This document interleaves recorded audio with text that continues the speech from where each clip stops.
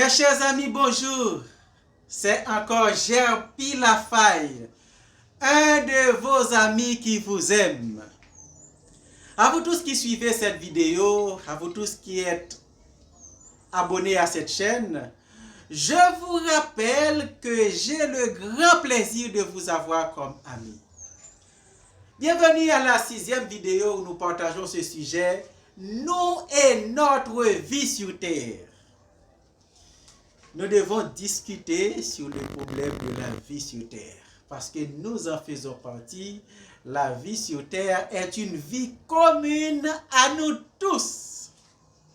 Dans la vidéo précédente, on avait vu la première conséquence qui produit la peur dans la vie des gens. La première conséquence du manque de coopération qui produit un ensemble de sentiments de peur, un psychose de peur dans la vie des gens, dans toutes les sociétés humaines. On avait vu la première conséquence, c'est que si les hommes ne coopèrent pas, ils se battent entre eux. Et à cause de cela, toutes sortes d'armes à feu, toutes sortes d'armes sont produites et circulent dans le monde, dans toutes les sociétés humaines. Et à cause de toutes ces armes qui circulent dans les sociétés, l'insécurité s'installe et la peur est répandue. Dans toutes les sociétés humaines, la peur est répandue et les humains ont peur de leurs congénères parce que bon nombre de gens mal intentionnés possèdent des armes à feu. Et le fait que ces armes circulent et les gens qui transportent ces armes, ce sont des gens dont les intentions ne sont pas bonnes, eh bien, tout le monde est en danger. Les individus sont en danger, les familles sont en danger.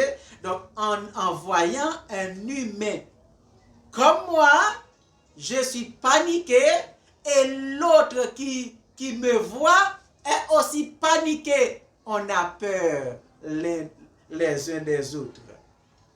On a peur les uns des autres et dans toutes les communautés humaines, la peur s'installe. La peur est répandue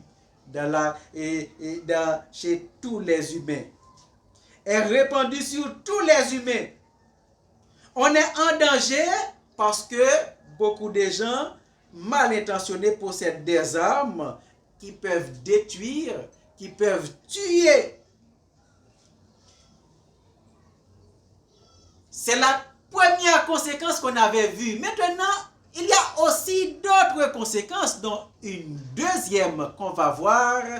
S'ils ne coopèrent pas, la vie n'est pas possible. S'ils ne coopèrent pas, la vie ne fonctionne pas.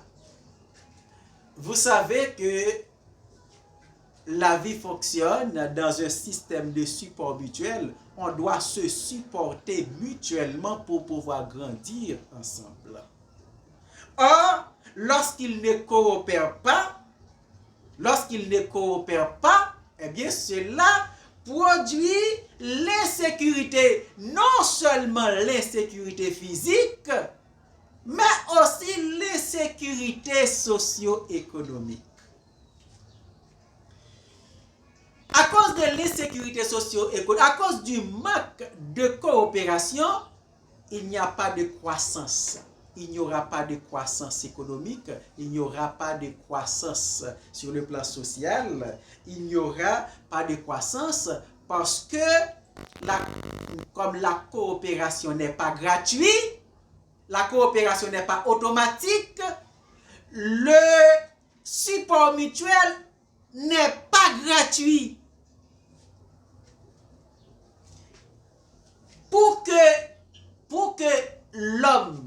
fonctionne alors, eh bien, il va devoir s'adapter à la situation imposée par les conjonctures naturelles et sociales.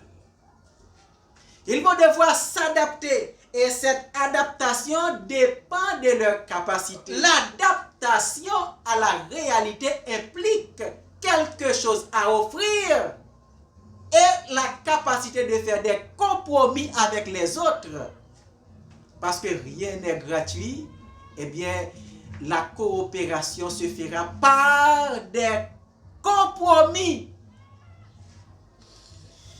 Et tandis que la peur s'installe encore et les compromis seront faits malgré la peur. Eh bien, c'est pourquoi ils vont devoir utiliser des compromis et des stratégies. Par exemple, celui qui a les produits à offrir aux autres. Il y a la réalisation, il y a les produits à offrir, il y a les compétences à offrir, il y a les talents à offrir aux autres. Eh bien, pour attirer les autres, on fait des publicités. Venez dans mon entreprise de préférence, je vous donnerai un meilleur service. Venez donc dans mon entreprise, je vous donnerai de meilleurs services. Et lorsque on entend les publicités, on est venu. Lorsqu'on est venu, eh bien, on trouve des agents de sécurité avec des armes à feu et des barrières en fer forgé, des barrières en vide blindé, des barrières qui vous disent restez où vous êtes. Oui, j'ai besoin de vous pour faire les transactions. J'ai besoin de vous pour faire les échanges. Mais je n'ai pas confiance en vous. Et puisque je n'ai pas confiance en vous, gardez distance. Sinon les armes, les barrières vont vous forcer à garder distance. Restez où vous êtes et on fera l'échange. Restez où vous êtes et je vous donnerai les services. Mais on ne s'approche pas parce que je n'ai pas confiance en vous. La coopération est nécessaire, mais la peur bloque le bon fonctionnement de cette coopération. La peur s'installe et pour que les échanges, pour que le support mutuel fonctionne, on utilise des stratégies. Parce qu'on a besoin des uns des autres, pourtant on a peur des uns des autres. C'est la réalité qui est imposée dans toutes les sociétés humaines. Donc le problème sur la terre, à cause de l'insécurité, chacun replie sur soi-même. Ok? Chacun replie sur soi-même et les plus violents utiliseront les moyens, les stratégies pour pouvoir échanger avec les autres en se protégeant d'eux. Lorsqu'on voit quelqu'un, on a peur de lui. Pourquoi on a peur de lui? On n'a pas peur de lui à cause de l'impression qu'il donne. On n'a pas peur de lui à cause de sa taille. On n'a pas peur de lui à cause de sa présentation. Mais on a peur de l'intention. Ces intentions qui peuvent être bonnes ou mauvaises et qu'on n'arrive pas à connaître. En s'approchant de vous, il peut avoir de bonnes intentions, il peut avoir de mauvaises intentions. Mais on n'arrive pas à connaître les intentions qu'il a dans la tête. Eh bien, à cause de ça, on est obligé de se protéger de lui.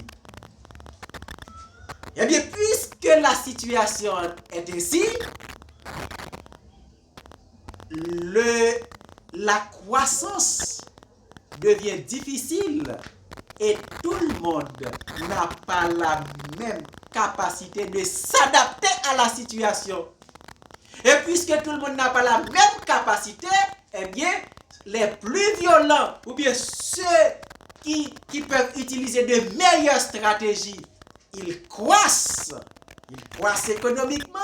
Hein? Il y a croissance économique, croissance sociale, croissance et sur tout point de vue. Mais ceux qui n'ont pas la capacité de faire cette adaptation, ils restent dans la pauvreté. C'est pourquoi chaque humain a son niveau de vie. Il y en a qui font de grands progrès, qui se développent sur tout point de vue, tant sur le plan économique que sur le plan social. Il y en a d'autres qui gèrent les situations difficiles, qui arrivent à avoir uniquement les moyens de vivre, les moyens pour survivre. Mais il y en a qui n'arrivent à rien réaliser. Tout le monde n'a pas la même capacité d'adaptation. Mais maintenant, si on doit poser le problème de la vie sur Terre, s'il en est ainsi, on doit coopérer pour que la vie soit possible, alors que la coopération est bloquée à cause de la peur qui s'installe dans les sociétés. Comment on doit poser le problème alors?